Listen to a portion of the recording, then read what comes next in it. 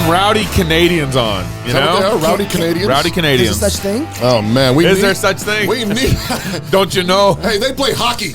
That's true. We're talking about that. Hey, this show's brought to you by Bobo Construction. Bobo. Christians need to start thinking about doing business with fellow Christians. No, that's for this real. Isn't a plug for our FLF business listing. This is a plug for Bobo Construction Incorporated. Are you a developer, architect, or project manager? If so, I have a Christian commercial construction company you should be partnering with. Bobo Construction, Inc. is a fourth-generation family-owned general contractor that was founded back in 1952. Wow, fourth generation. Their motto is, whatever is fair and right, that's what we do. I like that. The Bobo Construction Inc. headquarters is in Sacramento County, California. Oh, they're behind they're right in the capital. They're defying vaccine mandates. I love they just say that in their advertisement. They care about your health because they got me this little note about be careful on the golf cart. So they do care about your health. Bobo Construction Inc. has recently expanded into Idaho and eastern Washington with offices in Meridian and Coeur d'Alene and is in search of potential partners to wage war on tyranny with. Get it. They can do anything, anything you want done. They can do commercial projects from 0 to 80 million. Some of their past projects include retail, office buildings. They're doing it all. Schools, maybe colleges. CrossPolitic Studios someday. Learn more about Bobo Construction Inc. Visit them at boboconstructioninc.com. You can also contact Austin Bobo at boboconstructioninc.com or call him. This is his personal cell phone, 208-789. That's incredible. 0995. What is that again? Because you said personal. 208-789-0995. That's hilarious. Look him up. Yep. Guys, I want to read to you from a book that I just read last night. The book is called How Do You Kill 11 Million People? I want to know why you want to know that, Pastor. Are you on the FBI watch list? Because the truth matters. The truth matters more than you think. This is actually a New York Times best seller, but he says the answer is breathtakingly simple. It's a really simple book, actually, and still being used by some elected leaders to achieve various goals today. How do you kill 11 million people? Lie to them. That's it. Lie to them. According to testimony provided under oath by witnesses at the Nuremberg trials back in 1946, Adolf Eichmann, known as the Master, he was the one who was directed by written order to implement the final solution, which was the execution of 6 million Jews, 5 million other Europeans. Wow.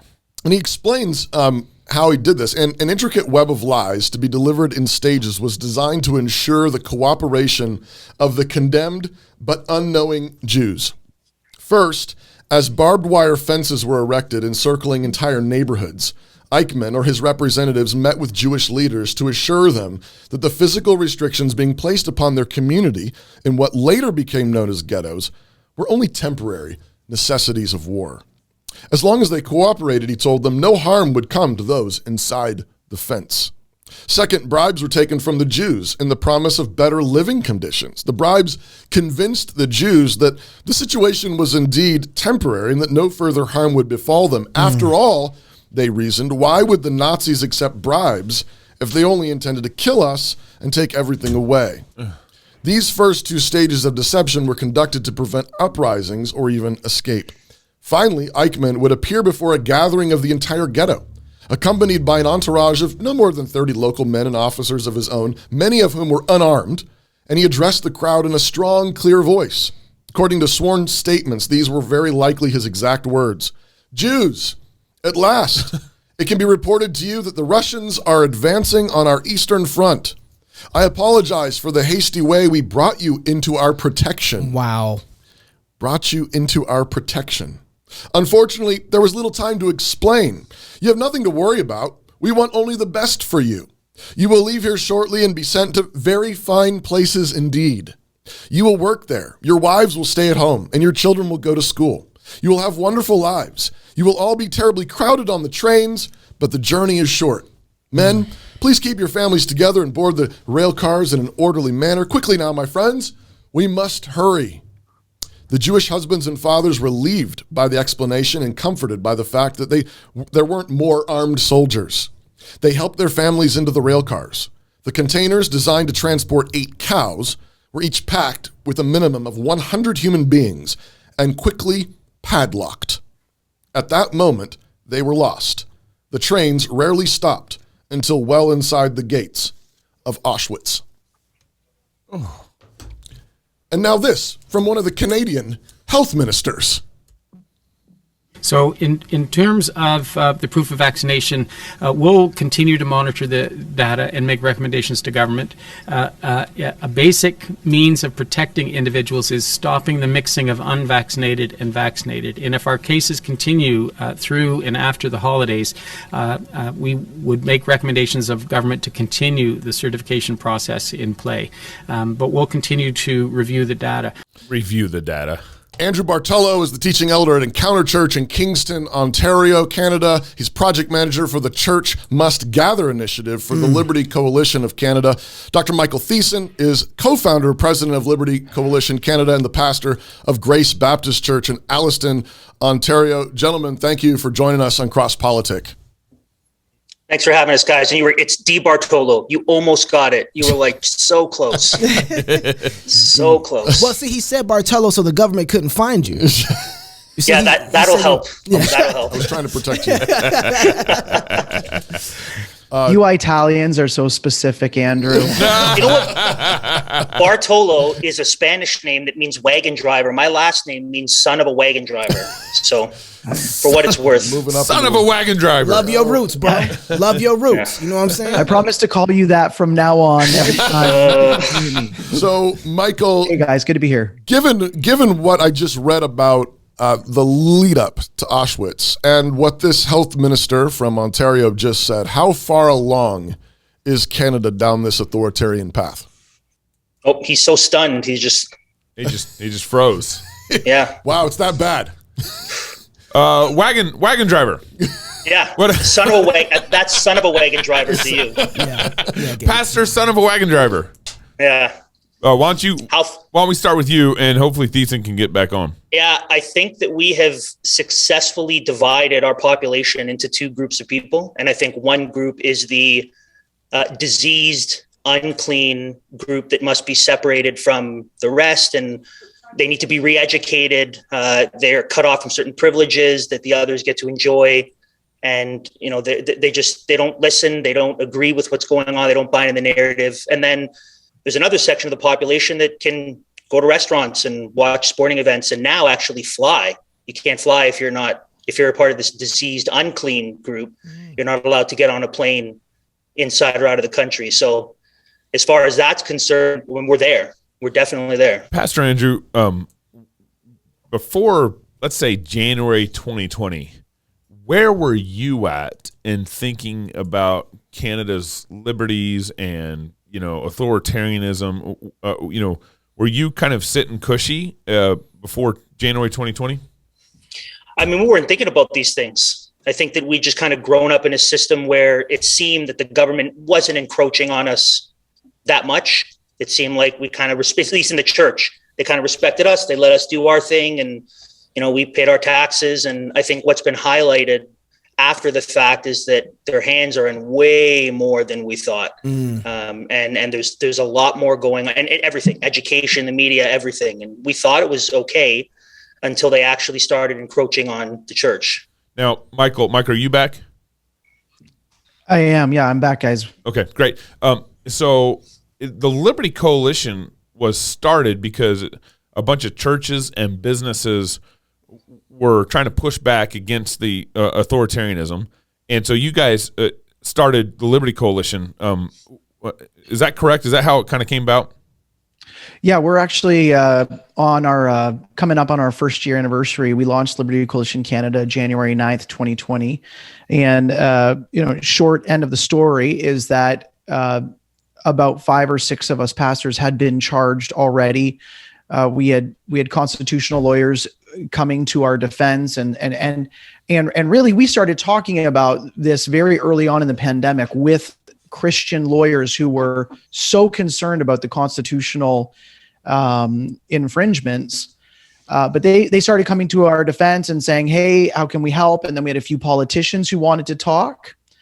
And so we were able to then form and and we started working together and realizing how quickly and how far the socialism in our country reached. Our prime minister literally quoted just a few weeks ago saying, as the largest employer in Canada, we, the government, must, and then talked about vaccine mandates. Wow. So the largest employer in Canada is our government. Yep. Wow. Man, guys, I have been shocked recently in the last 2 years. And it's funny, I think the last year of dealing with this, some of me has become numb in dealing with it. Yeah. That the things that are happening, I look at Austria, I see people marching down the street, I'm like, yay. But I still am not observant of what is actually coming down the pike. If you guys have a moment, just for a second, can you try and shake everybody who's listening and let them know where we're at and what's actually coming? Because I don't know how to do it. And then after you do that, could you kind of tell people what it is we can do to stop it and throw this train off the tracks? Well, so if you don't mind, I'll go first, Andrew, just because my internet's still pretty good right now with the guys. Look, I'll give you, Andrew started giving you a picture. You have our Ontario Chief Medical Officer speaking of the unvaccinated as people that shouldn't mix in society. Like you guys played that quote. Right. You have our, at least in this province of Ontario, you have representative government literally shut down, and our government is run by the Dr. Kieran that you just played, the health minister, Christine Elliott, and 2 or 3 lobbyists who basically inform their decisions.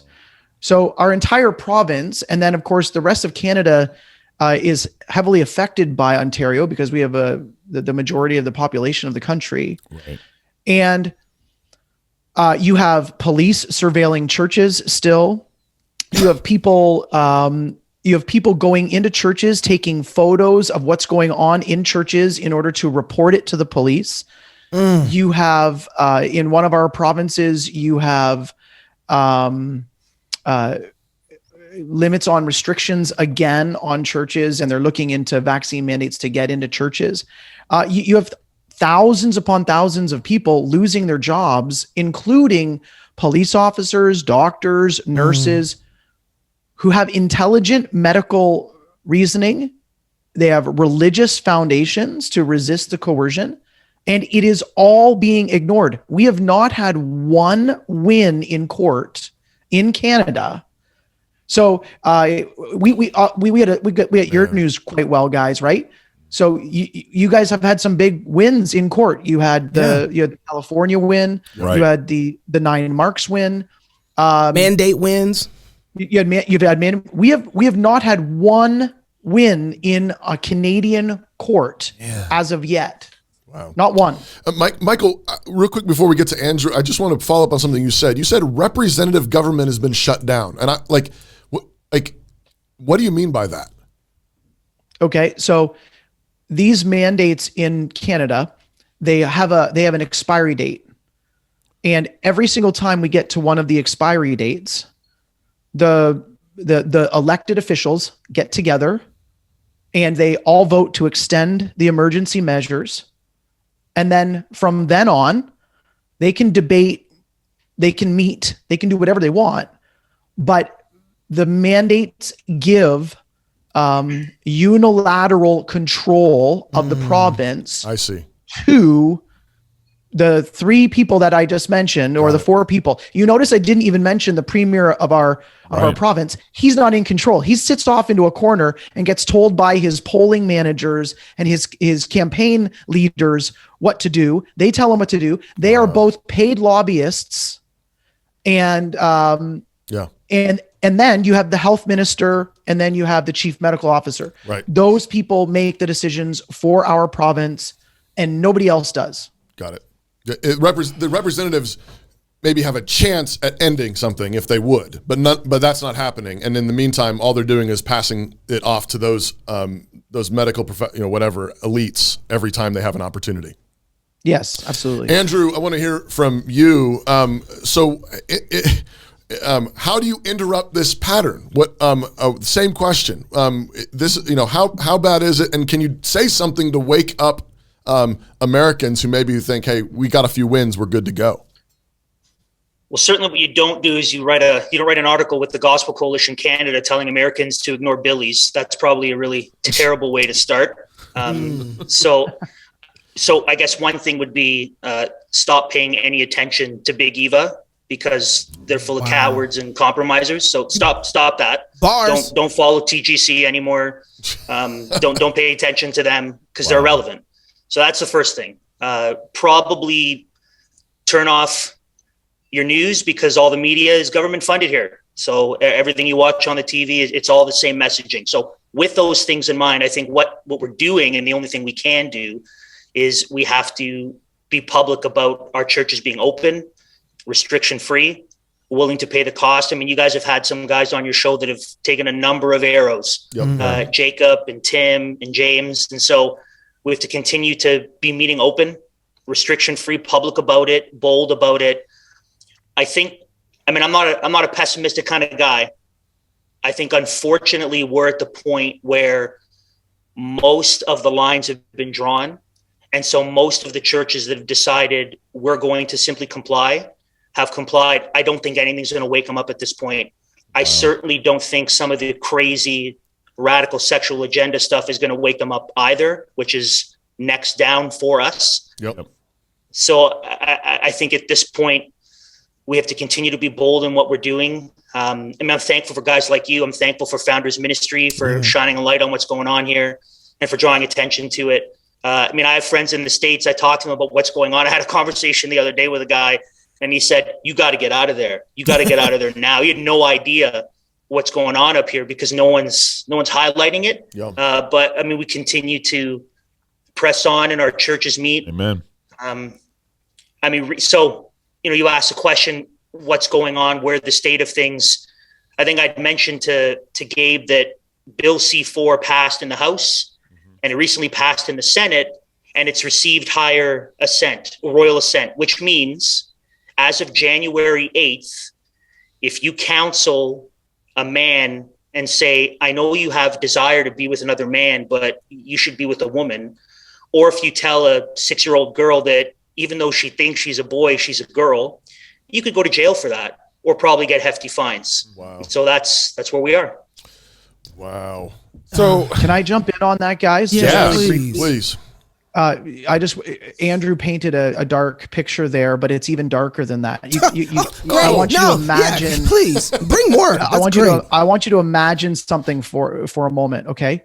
Just imagine that the Republicans in the US were the ones who stood up in Congress, and I don't understand all of the processes there, and said, this bill needs to pass with no debate and no committee discussions. The Republicans. Right.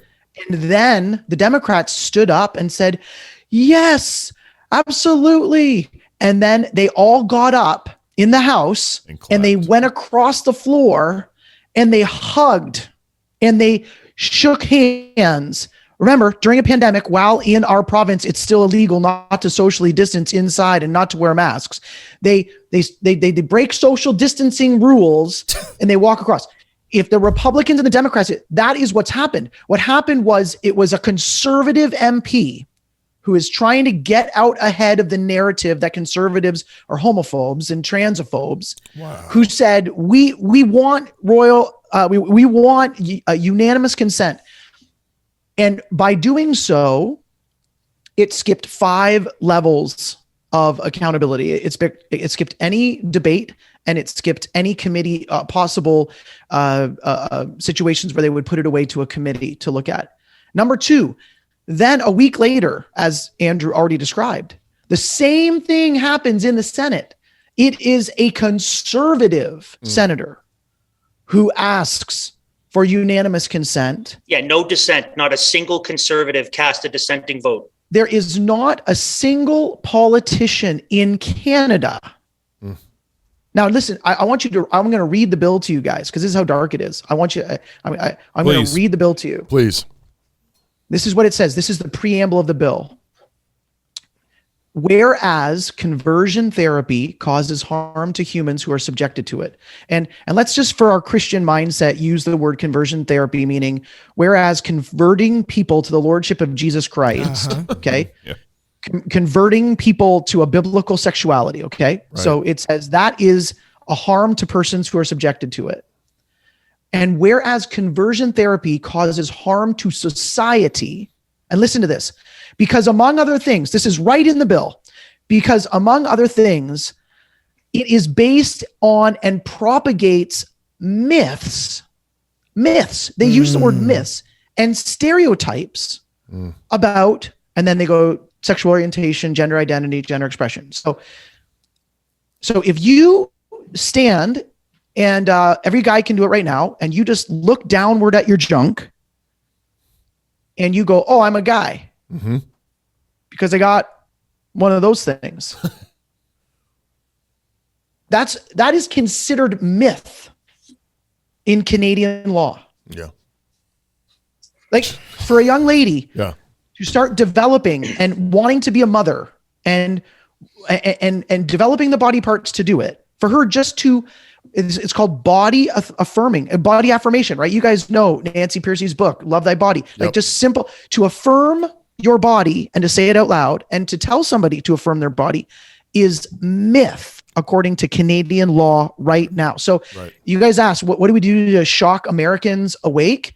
Dudes, like win some political wins, get the Republicans back in power, kick all the woke out, because you're our last hope. Because if it's not you guys, then if we don't have incentives from Big Brother, we're done. Sorry, boys, I ramble. So you should ramble more. No. So what is the recourse? So the reformers. Hold on. You're gonna ask this question in a second. I want to ask that question, but I just want to connect a bunch of these dots real quick, because these are not unrelated realities. The sexual insanity that Mike's just described is not unconnected to the loss of freedom, the loss of freedom to worship, loss of freedom to live your life, a loss of freedom to own property, provide for your family, all of that. It's all connected. And because when reality is something that you make up, so they're calling biblical sexuality what Pastor Mike just said, like look down, guys, you know you're a man, right? The reality is right in front of you. That's based on objectivity, truth, reality, the way God actually made the world, and there's a hard stop there. Yeah. But when you can make it up. When you can make it up as you go along, you say you look like a man, but you're actually a woman.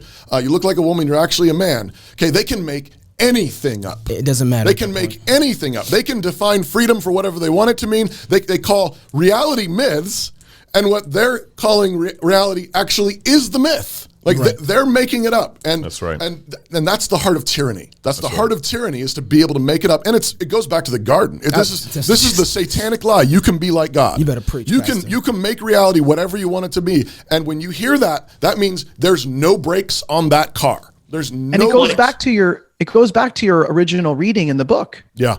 How did they get them on the train? They just told them a flat out lie. Exactly. Well, the analogy of the car is good. I've heard you guys talk before about, do we vote Republican? Do we vote Democrat? I mean, one's headed to the cliff at 80 miles an hour. One's headed to the cliff at 60. Like, we're off the cliff. Like, the car's off the cliff, and we're pulling the cords already for the parachutes. And what we're seeing here is we're seeing a fully developed, in full bloom, fruit is ripe statism, where I think there's more of a battle south of us. Up here, I mean, our country has been fully handed over to it. And so when the state's God, what does God get to do? God gets to define what marriage is. God gets to define what sexuality is. God gets to define the terms of worship. God gets to define who's clean and who's unclean. God gets to breathe out his word. Yeah. And when these people who stand for reality are threats to society, then it's fully fine to lock them up. I mean, we who was it? Was it was it James Coates or the one where they released like James. It was James. a pedophile or something like As that? he's going into from the same maximum prison that he was getting taken into. I mean, that's the world we live in. Hey guys, I want to ask you, and maybe this is an irrelevant question, and Gabe, you can have it after this, but is it possible, and I don't know, but is it possible that part of what we see right now is what it's like to have an unarmed society happening in Canada? Do the fact that citizens are not nearly as heavily armed part of the problem as well with gun laws? I mean, I know we have problems here in America, but it seems like at least I think our government has some fear still of the citizens. But is that playing any part in what's happening in Canada at all? I don't think they have to be afraid here. Like our government has to be afraid. It's not illegal to own weapons. It's not illegal to own a bunch of the same weapons you guys do. I think that the difference is we've grown up, like we've been a part of generations of a culture, of a society that not only relies on the government for everything, right? They've been dad for a long time. And so we rely on them. We're enslaved to them. They've been kind of good to us. And so there's no sense of them being afraid because you have a fairly compliant citizenry. I mean, like super compliant. You have churches here that like there's no vaccine mandate in churches, except for I think in one province where you have to require proof of vaccination. In Toronto, in the largest city in the country, you had a number of churches come together and they actually petitioned the government saying, please, oh, please implement vaccine mandates. Look, we're going to do it even before you require it. Unbelievable. And so they're willing to go above and beyond to comply. And so the state doesn't have to be afraid. They don't have to worry about it because they know. Yeah. I mean, like our vaccine percentage here is like over 90. It's wild because you take away restaurants, you take away movies, you just make it a little uncomfortable and people fold. And we've been like that here for generations. Yeah, for generations we've been like that here. And so if I can jump in on that, please. Andrew, it's exactly how Andrew described. It's like the car analogy. We're off the cliff, and most of Canadians are like, "Hey, can we check the radio? I really want to see if I can get like a Blue Rodeo song, or can we play Free Fallin' by Tom Petty? Yeah, this is fun. This is fun. They're like, hey, we're in the car and we're off the cliff, and just 2 more months, just 2 more months off the cliff, and then we'll be back on the cliff again. Yeah, just another 2 months. Eventually, we'll be back. We'll go under the water, and the government will come and they'll pull the suffocating car out of the water, and they'll give us gifts and shower us with more music. And that's the problem. They gave us the car, and they gave us the parachute, and they gave us all the stuff that we drove off the cliff with it anyways. And then you have people clinging to it, and they're still hoping that they're going to come by in a helicopter. There's another provision from it. Man. The helicopter is going to come and save us as we're coming off the cliff, because the parachute they gave us doesn't open because they don't do anything. They don't do anything well, and so the parachute doesn't work. And so this is Canada by and large. And when you talk to people about the idea that maybe there's some nefarious motives, like maybe they're not to be just fully trusted, maybe we shouldn't comply. That's crazy talk. You sound American. That's what we hear. You sound like those Americans. Wow. Well, and sorry guys, I just want to jump.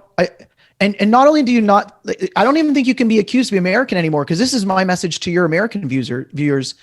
You only get to be accused of being Republican now because the Democrats are all Canadians. Like we love them. Like they're a bunch of statists. Yay. So that's right. You guys got your work cut out for you because you have a bunch of commies in your country as well. Yeah, we do. Absolutely. So Andrew,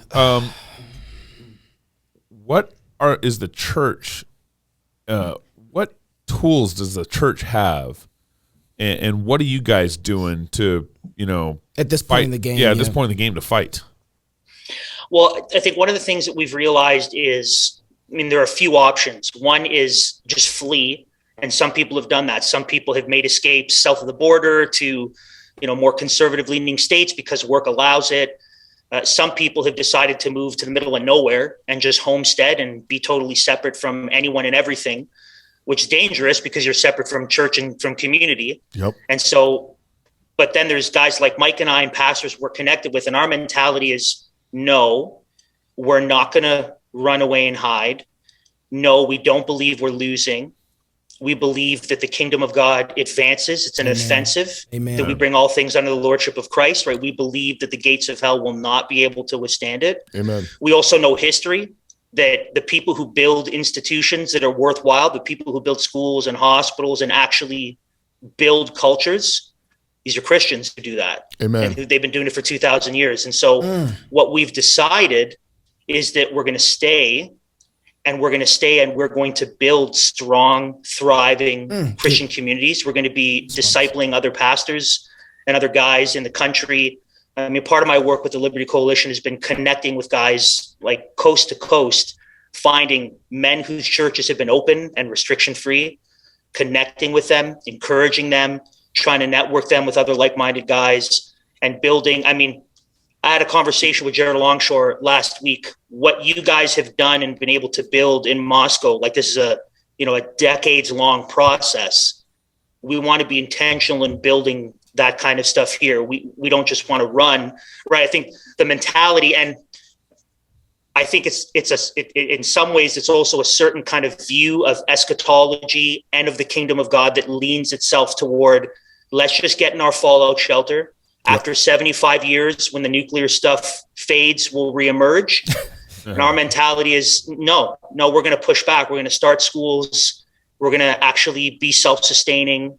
And we're going to hand off a strong, thriving church to our kids. Amen. And to their kids. And so that's part of our work is doing that and finding other guys who are going to join in that. Man, I love that answer, but you're going to wind up in jail. You can't preach against the sin of homosexuality.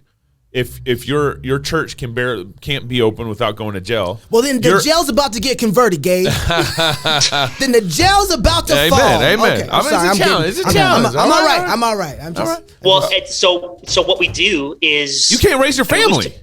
We've talked about this as a family. I mean, I've had to have these conversations with my wife, and we've talked about this as a church. And the understanding is, do we want to be faithful?